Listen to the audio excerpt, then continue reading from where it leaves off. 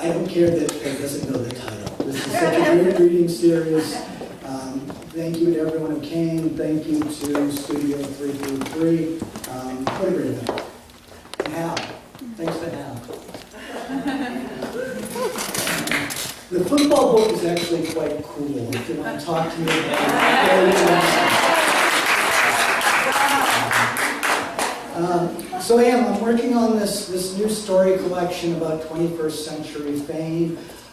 Basically stories about ordinary people who become famous because of things like YouTube, things like security cameras, blogs, all the weird stuff we live with now. These stories are really getting quite long, like 10,000 words. So I'm going to read just maybe the first 3 pages of one of these stories. This story has 4 points of view, but I'm going to read 3 of the characters' points of view. I think 2 of these characters have a purpose, although they might be slightly misguided. And then the 3rd character feels rather purposeless. This story is called The Best White Rapper in Berea, Ohio. Kevin rapped about boxer shorts on girls and Buckeyes, Jamba Juice, LeBron James and how he sucked, sex in closets and other confined areas, MySpace, cell phones, bacon, World of Warcraft, The Office UK, this girl named Lisa who used to give him hand jobs, Eggo waffles, Grady Sizemore, Fritos, Kareem, who never gave him hand jobs, but was as cool as shit. He made up new names like Pink Eye, like Kevlar. He rapped about buttered toast. He could rap about the weird, tall, junky-looking dude walking up the street right then, right in front of the house. Kevin could see him from his bedroom window. It was their neighbor. Shit, Kevin could rap about anything.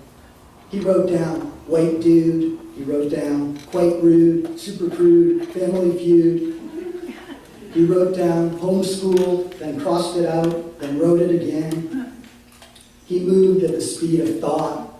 Right now, Google later. He wrote, my lines are so stressed I need Xanax. He wrote, I'm hyper, rant like Mel Kiper. He wrote down quarter boiled, half stewed. He rhymed things like derriere and just don't care. He wrote down the line, I'm 6 foot -1. He wrote, I'm as white as yo. He wrote, look at me, I'm Clorox. He was writing with a legal pad and an actual pen. Every time he got on a computer these days, he went right to Twitter.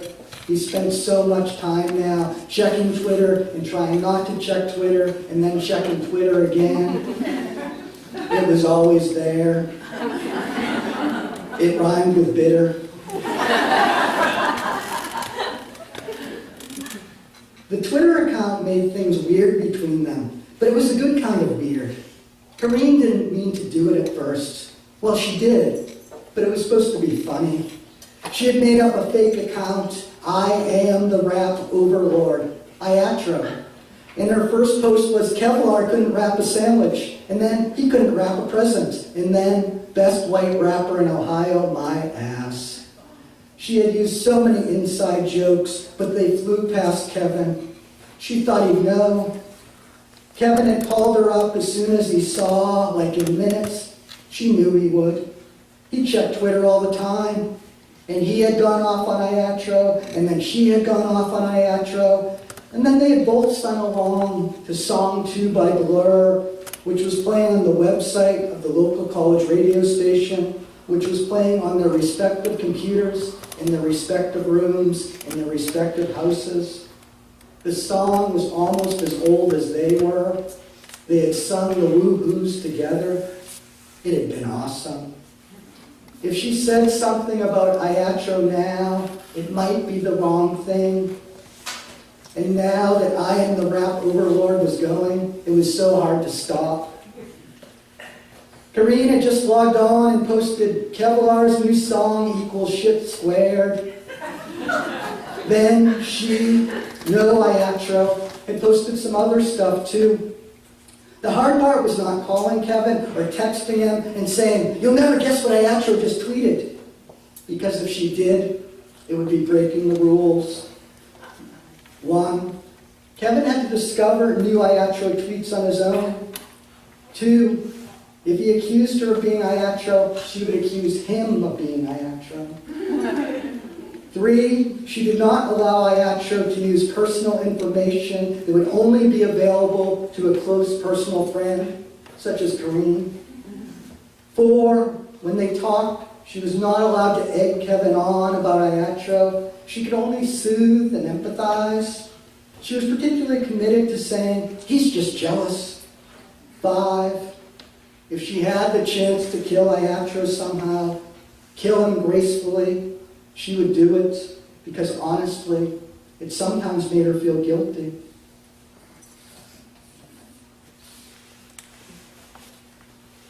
Even now, when Bruce took a large breath, pain expanded in his chest, radiated through the bones and muscle. He tried to sip at the air now, to take in just enough to keep going. In the surgery, they had cut up his heart and sewn it back together. He still marveled at that. In 6th grade, when he was supposed to dissect a frog, he couldn't even find the brain.